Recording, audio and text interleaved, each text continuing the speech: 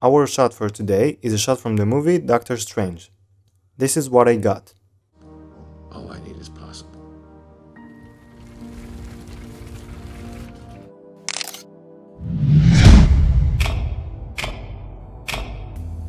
So how did I do it?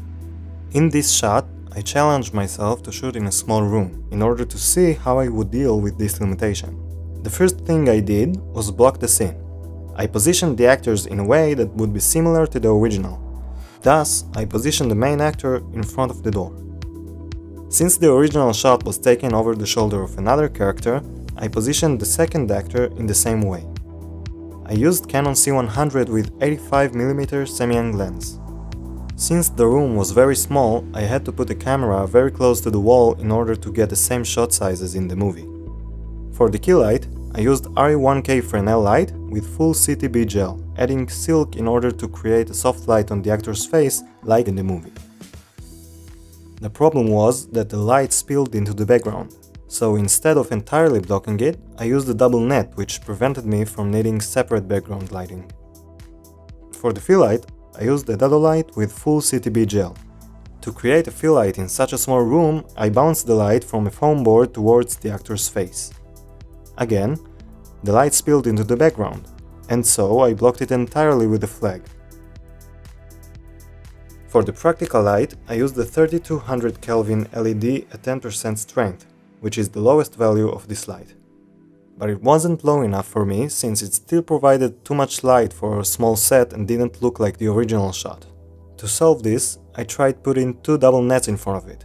However, the nets created an ugly pattern, so I had to add a diffusion paper on top of them. To imitate the light that seems to come from the practical, I used the dado light as backlight.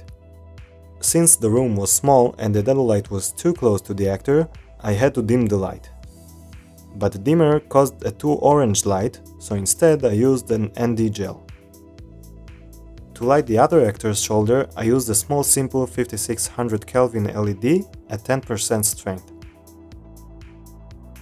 Since the camera was set to a white balance of 4000 Kelvin, it could see the blue from the CTB gels of the key and the fill light, and also the orange of the backlight, which was originally defined as 3200 Kelvin. By doing this, I was able to accurately imitate the lighting colors of the original shot. However, I still had one last problem. The door's hinge reflected light from the other lights and damaged the appearance of the shot.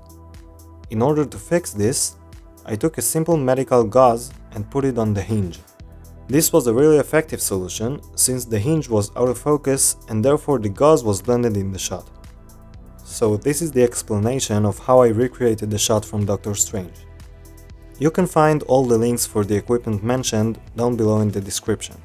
If you want more shot recreations from other movies, please like and subscribe to my channel and share it with your friends. And if you enjoy my content and would like to support what I'm doing, so I can rent more equipment and show you guys how you can use it like in the movies, check out my Patreon where I'll be uploading exclusive content very soon. See you next time!